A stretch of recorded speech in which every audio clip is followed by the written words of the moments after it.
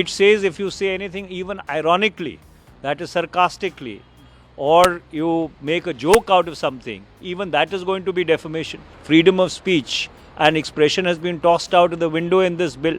They must constitute a joint committee of parliament consisting of eminent legal minds from all parties in order to scrutinize each of these bills provision by provision.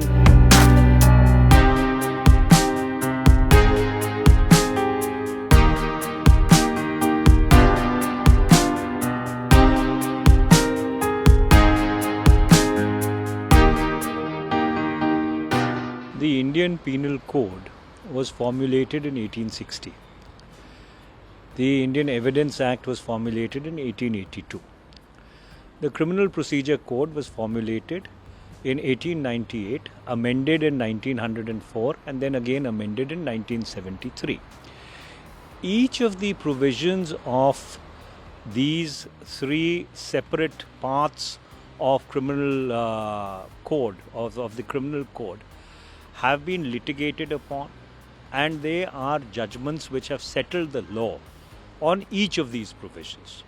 Now that the government has brought a bill, in addition to what the standing committee must do, there must be a joint committee of parliament which must be constituted, consisting of lawyers from all sides of the aisle, eminent legal minds, who need to apply themselves to each provision which stood before amendment and what the current bill proposes, and what has been the judicial interpretation on each of these provisions, because they, as I told you, have been settled over a period of time by judgments of various courts now going back almost a century, if not more.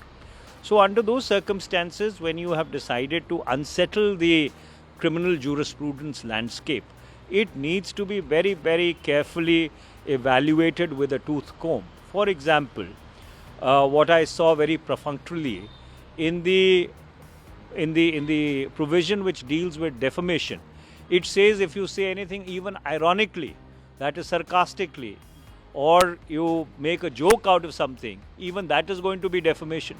Now, when you have provisions like this obviously means that freedom of speech and expression has been tossed out of the window in this bill. That is why I am saying, and this is just one example, there are many other serious provisions of these bills which need to be looked at carefully.